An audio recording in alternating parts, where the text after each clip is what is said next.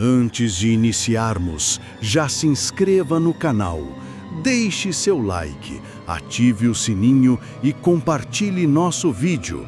Assim você ajuda nosso canal a continuar crescendo e chegando cada vez mais longe. Tenham bons sustos! Era uma noite fechada na rodovia Castelo Branco, ali pela altura de Itu, São Paulo. O calendário marcava um dia qualquer do meio de semana, em algum outono úmido, quando a neblina rasteira já ensaiava seus primeiros abraços frios na estrada. Eu, o Beto, já tinha quase 50 anos nas costas e mais de 20 deles atrás de um volante, vendo paisagens e situações que dariam para encher um livro. Já tinha visto de tudo, acidentes feios, brigas de trânsito, até animais atravessando do nada. Mas o que aconteceu naquela madrugada, isso me marcou de um jeito que nem sei explicar. Me fez questionar o que era real e o que era apenas o cansaço. Estava voltando de Campo Grande, no Mato Grosso do Sul, com uma carga pesada de grãos. O relógio no painel batia umas 3h15 da manhã. A Castelo, que geralmente tem um fluxo constante de caminhões e carros, mesmo de madrugada, estava estranhamente vazia. Parecia que eu era o único ser vivo ali, com a exceção dos insetos noturnos que se espatifavam no para-brisa. Só o ronco abafado do meu Scania, o balançar suave da cabine e o piscar hipnótico das luzes do painel me faziam companhia. A rádio estava desligada. Preferia o silêncio monótono da estrada para me concentrar na longa viagem. De repente, quebrou-se o silêncio. Ouvi um sussurro vindo do banco do carona.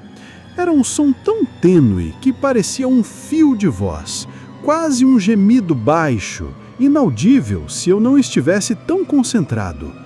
Meu coração, acostumado ao ritmo da estrada, deu um salto violento no peito. Será que eu estou ouvindo coisas? Pensei. O cansaço deve estar batendo forte.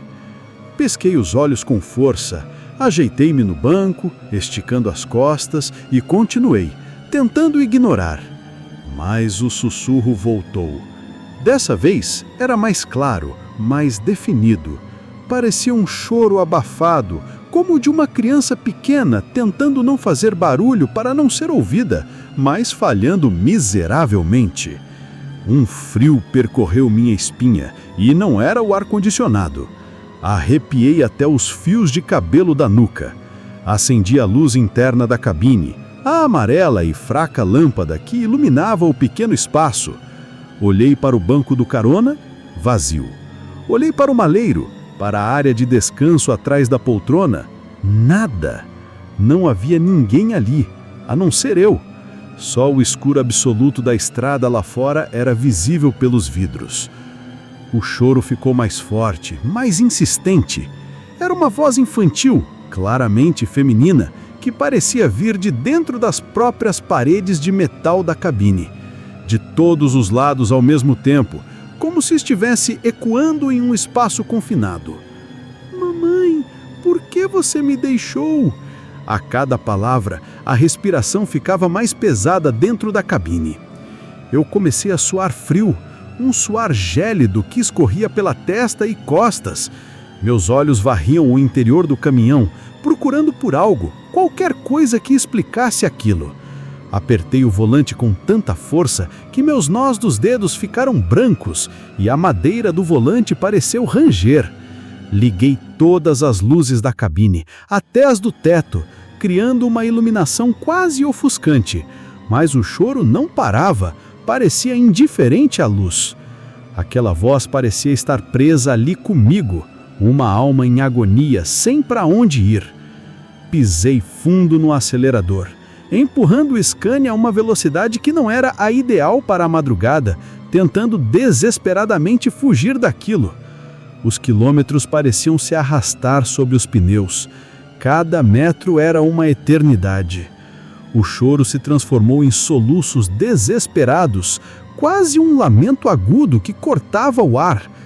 Eu podia jurar que sentia um bafo frio na minha nuca, um ar gélido e pesado, como se a menina estivesse ali, bem atrás do meu pescoço, respirando, sofrendo. Foi então que ouvi, bem no pé do meu ouvido esquerdo, com uma clareza cristalina, uma nitidez que me fez urrar de susto e dar um tranco violento no volante. "Não corra, Beto, ela está esperando você." A voz era a mesma da criança, mas agora com um tom mais grave e um eco sinistro, como se viesse de um lugar muito distante, mas ao mesmo tempo muito próximo. Nessa hora eu perdi o controle, não do caminhão, mas de mim mesmo. Meu corpo reagiu por instinto. Freiei o caminhão bruscamente, o barulho dos freios a ar cortando o silêncio, fazendo a carreta sacudir violentamente até parar no acostamento.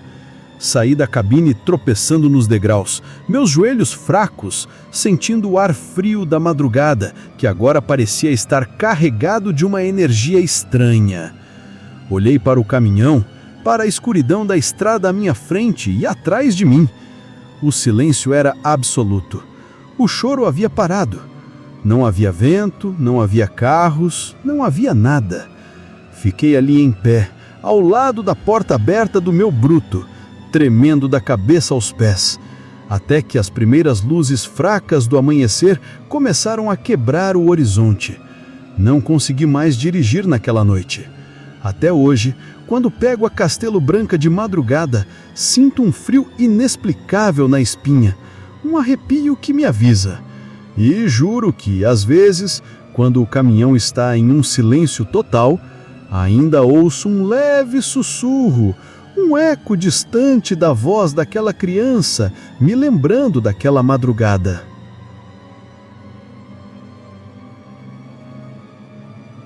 Eu sou o Marcão, tenho uns 55 anos e já passei mais tempo na boleia do que em casa. Minha rota favorita, por mais que me dissessem para evitar, sempre foi a BR-153, o trecho entre São José do Rio Preto e as cidades do interior de Minas Gerais. Uma rodovia longa, cheia de curvas e com os pontos que a gente jura que o tempo para. Era em uma dessas madrugadas, já passava da meia-noite, que o motor do meu trucado cantava bonito, levando uma carga de eletrônicos para Uberlândia.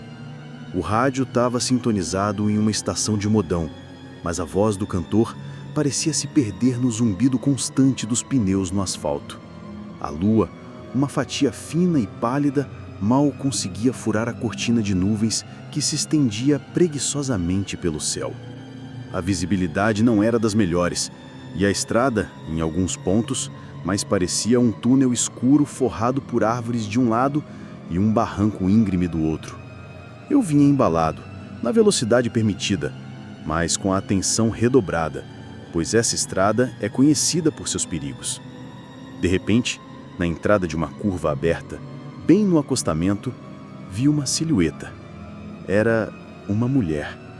Vestido branco, cabelos longos e escuros cobrindo o rosto e uma postura estranhamente rígida. Ela estava parada, com uma das mãos estendidas, fazendo o clássico sinal de carona.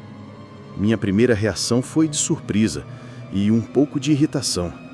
Quem em sã consciência pede carona aqui a essa hora? Pensei.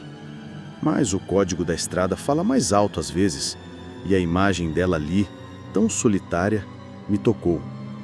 Fui diminuindo, engrenando as marchas, e parei a uns bons metros dela. A mulher não se moveu, manteve a mão estendida, como uma estátua. Abri a porta do carona, fazendo um sinal para ela subir. Ela veio andando, com um passo que não parecia humano. Era suave demais, quase um deslize sobre o asfalto. Ela não fazia barulho, não ouvi o som dos sapatos tocando o chão, nem o farfalhar da roupa. Isso já me deu um arrepio. Quando ela se aproximou do caminhão, as luzes da cabine, que eu acendi para que ela visse os degraus, revelaram um pouco mais. O vestido branco estava sujo, quase encardido, com manchas escuras que não pareciam de terra. O cabelo cobria grande parte do rosto, mas consegui ver que a pele dela era de um tom acinzentado, quase translúcido. E os olhos... os olhos... Mesmo na penumbra e cobertos pelos cabelos, pareciam vazios, sem vida, como buracos escuros. Ela subiu, sem dizer uma palavra, fechou a porta com um clique abafado e sentou-se. Não se ajeitou no banco, não tirou a mão, que já não estava estendida para a carona, mas pousada no colo. Continuava com a cabeça baixa, o cabelo cobrindo o rosto. O cheiro que vinha dela não era de suor ou estrada. Era um cheiro adocicado e enjoativo, como flores murchas ou algo que apodrece lentamente. Tentei quebrar o gelo. "Boa noite, moça. Para onde a senhorita vai?" Nada. Nem um movimento, um suspiro. O silêncio na cabine virou algo pesado, opressor. O som do motor parecia distante e meu próprio coração batia forte. Comecei a me sentir sufocado. Minhas manos firmes no volante começaram a suar. Percorri uns 10, 15 quilômetros. O posto mais próximo ficava a mais de 30. A cada minuto, a presença dela ficava mais forte, mais pesada. Eu sentia um frio que vinha do lado dela, um frio diferente do ar-condicionado, que parecia penetrar nos meus ossos. O cheiro adocicado se intensificou, quase me dando náuseas. Quando finalmente avistei as luzes piscantes de um posto de gasolina à distância, senti um alívio imenso. Graças a Deus, vou me livrar disso, pensei. Diminuí a velocidade para entrar. Virei-me para o banco do carona, já com a mão no câmbio, para avisá-la que havíamos chegado a um ponto de parada. O banco estava vazio. Não havia mais ninguém ali. A porta do carona estava fechada, a maçaneta virada para dentro. O cheiro de flores murchas ainda estava lá, um pouco mais fraco, mas perceptível. Não havia rastros, nenhum objeto, nada que indicasse que alguém tinha estado ali. Meus olhos se arregalaram. Abri a porta da cabine, desci correndo, com as pernas bambas, olhei para o chão ao redor do caminhão, procurando pegadas, algo. Nada, apenas o asfalto úmido e o vazio da noite. Voltei para a cabine, tremendo. Acelerei o caminhão, deixando o posto para trás, sem querer abastecer ou tomar um café. Liguei o rádio no volume máximo, mas a música parecia não preencher o vazio deixado por aquela presença. Desde aquela noite, toda vez que pego a BR-153 de madrugada e vejo algo no acostamento, meu pé pesa no acelerador. E juro que, às vezes, um leve cheiro de flores murchas ainda me assombra, vindo do banco do carona.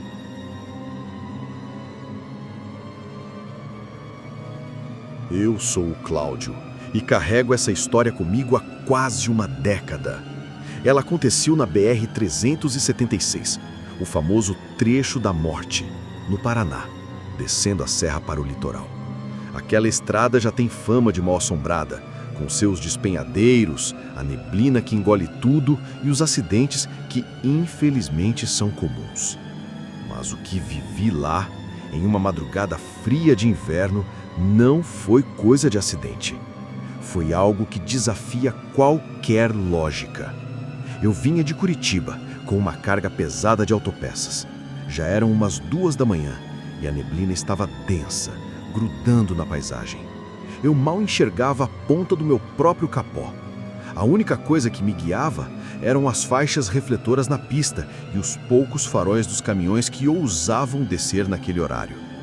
O caminhão estava silencioso. Só o ronco grave do motor diesel e o som dos limpadores de para-brisa lutando contra a umidade. Estava na metade da descida, virando uma curva mais fechada, quando vi. No acostamento, bem na beira do precipício, havia um caminhão tombado. Não era um tombamento normal. Ele estava de lado, mas parecia flutuar um pouco. E as luzes de freio traseiras, vermelhas e bruxuleantes, acendiam e apagavam de forma intermitente, como um último suspiro elétrico. O baú estava completamente amassado e parecia que ele tinha colidido com algo gigantesco, ou talvez caído de uma altura considerável. Não havia outros veículos, nem socorro, nem um pio de alguém. Minha primeira reação foi de pânico, seguida de um instinto de ajuda. Meu Deus, alguém deve estar lá dentro, pensei. Acendi o pisca-alerta do meu caminhão, diminuí a velocidade e parei a alguns metros do caminhão acidentado. Peguei a lanterna e o colete refletor e saí apressado da cabine, sentindo o ar úmido e pesado da serra me envolver. Conforme me aproximava, o cenário ficou ainda mais estranho. Não havia cheiro de fumaça, de combustível ou de borracha queimada. Cheiros comuns em acidentes. O silêncio era absoluto, perturbador. As únicas luzes eram as bruxuleantes do caminhão tombado e as minhas. A lanterna cortava a neblina, revelando o estrago. Não havia sangue, nem vidros estilhaçados no chão. Era como se o caminhão tivesse sido cuidadosamente colocado ali, amassado, mas sem deixar vestígios da tragédia. Cheguei perto da cabine do caminhão tombado. A porta do motorista estava entreaberta e uma fumacinha branca e fina saía de dentro. Mas não era fumaça de incêndio, parecia mais vapor. Usei a lanterna para iluminar o interior. Não havia ninguém no banco do motorista. Mas no painel, pendurada no retrovisor interno, vi uma miniatura de caminhão. Uma carreta em miniatura igualzinha à que eu dirigia. E ela estava balançando lentamente, como se tivesse acabado de ser tocada. Minha respiração parou na garganta. Dei um passo para trás. Tem algo errado aqui, murmurei para mim mesmo. Enquanto recuava, a luz de freio do caminhão tombado fez um último brilho intenso e se apagou de vez, deixando-o na escuridão quase completa, à exceção da fumaça que ainda saía da cabine e as luzes do meu caminhão. Quando cheguei perto do meu bruto, olhei para trás uma última vez. A neblina pareceu engrossar subitamente em volta do caminhão tombado, engolindo-o por completo. Num piscar de olhos, ele simplesmente desapareceu. O acostamento estava vazio, apenas a névoa, o barranco e a escuridão. Subi correndo na cabine, minhas mãos tremendo tanto que mal consegui ligar o caminhão. Acelerei e não olhei para trás. Dirigi sem parar até o posto mais próximo, já na baixada, e contei a história para um colega mais velho. Ele me olhou com olhos cansados e disse apenas: "É o aviso, Cláudio. A estrada mostra o que quer. Alguns acidentes, eles ficam por lá, assombrando." Até hoje, quando a neblina baixa na BR-376 e as luzes da estrada parecem sumir, me lembro daquele caminhão e da miniatura balançando. E sempre confiro o painel do meu próprio caminhão, só para ter certeza de que não há nenhum objeto que não deveria estar lá.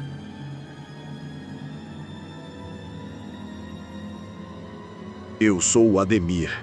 Tenho 40 e tantos anos e uma vida inteira nas estradas do Brasil.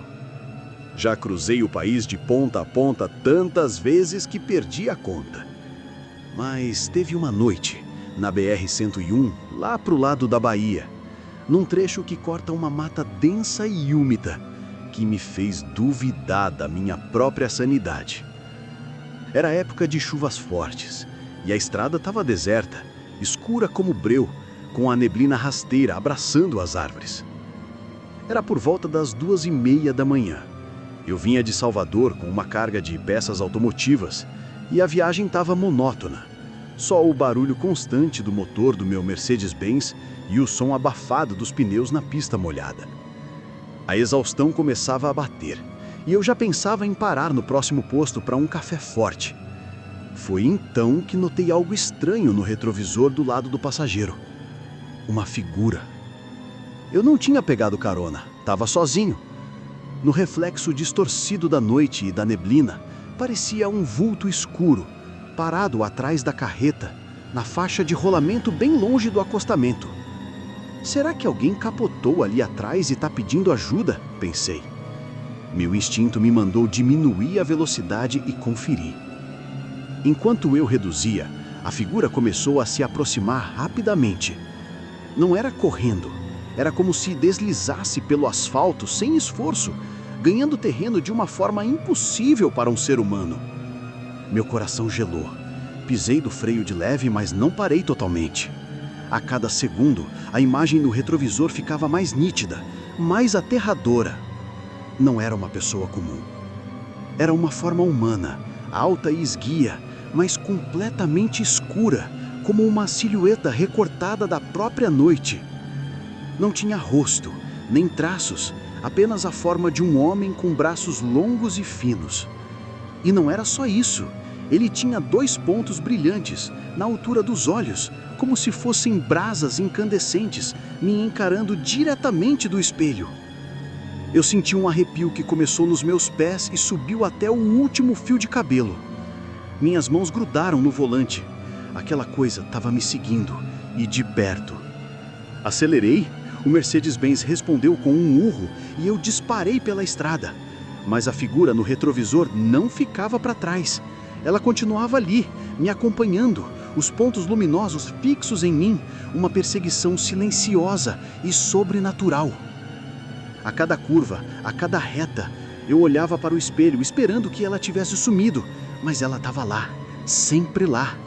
Não importava a velocidade, não importava o quanto eu tentava despistá-la, a forma escura e os olhos de brasa persistiam. Comecei a rezar, a falar sozinho, a gritar no vazio da cabine. Minha boca secou e o suor escorria pelo meu rosto. O mais aterrorizante era que eu não via a figura pelos vidros laterais.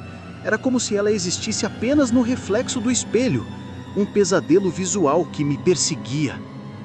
Eu tentava não olhar, focava na estrada à frente, mas a curiosidade mórbida e o pavor me forçavam a desviar o olhar para o retrovisor. E lá estava ela, cada vez mais perto.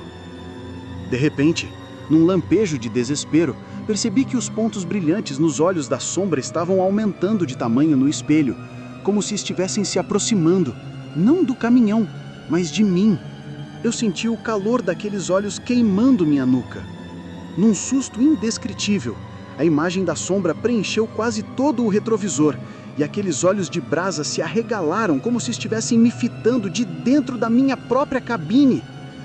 Naquele exato instante, meu caminhão passou por um trecho com iluminação pública e a sombra sumiu do retrovisor como fumaça. Num piscar de olhos, ela se desfez. O espelho agora mostrava apenas a escuridão normal da estrada. Estacionei no primeiro posto de gasolina que encontrei, a uns bons quilômetros dali. Meu corpo tremia incontrolavelmente e eu estava encharcado de suor. Contei a história para o frentista noturno que apenas me olhou com um semblante sério e murmurou: "Ah, sim, o Homem da Sombra. Ele sempre aparece para quem está muito tempo na estrada e olha muito para os espelhos. Dizem que ele procura uma carona para outro lugar, ou para outro tempo." Desde aquela noite, nunca mais consigo olhar para o espelho retrovisor do lado do passageiro sem sentir um arrepio na espinha. E, por via das dúvidas, eu o ajusto um pouco mais para baixo, para que ele não me mostre mais do que a estrada e a normalidade.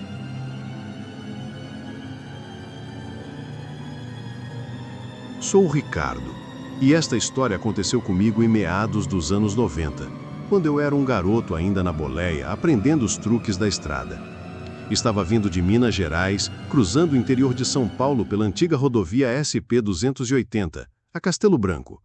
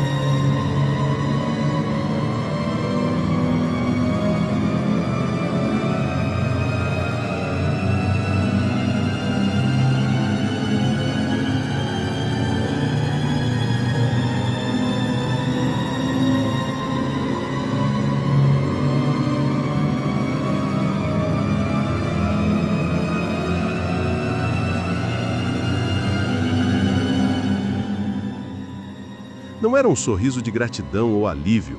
Era um sorriso aberto demais, quase maníaco, que mostrava dentes pequenos e pontiagudos e que não alcançava seus olhos vazios.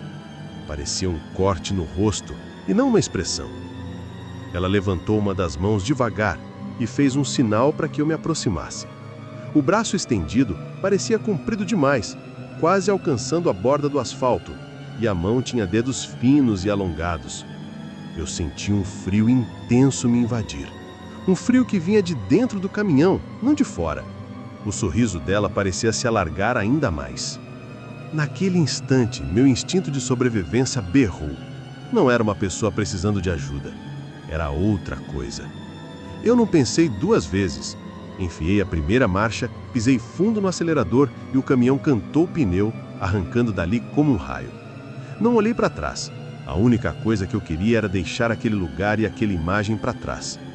Dirigi sem parar por mais de 100 quilômetros até chegar a um posto de combustível movimentado, com luzes fortes e movimento de pessoas. Só parei quando senti que minhas pernas não me aguentavam mais. Desci do caminhão cambaleando e sentei no chão, encostado no pneu. Minhas mãos tremiam tanto que não consegui nem acender um cigarro. Contei a história para o frentista noturno, que me ouviu em silêncio, sem um pingo de surpresa nos olhos. Quando terminei, ele apenas balançou a cabeça e disse, com a voz grave: "É a dama do cemitério velho. Ela aparece para quem está sozinho na madrugada. Dizem que ela oferece uma carona para o outro lado, para nunca mais voltar. Desde aquela noite, nunca mais consigo passar por cemitérios de beira de estrada sem sentir um arrepio profundo. E sempre que vejo uma silhueta distante na estrada, não paro. Aquele sorriso e aqueles olhos vazios nunca mais saíram da minha memória."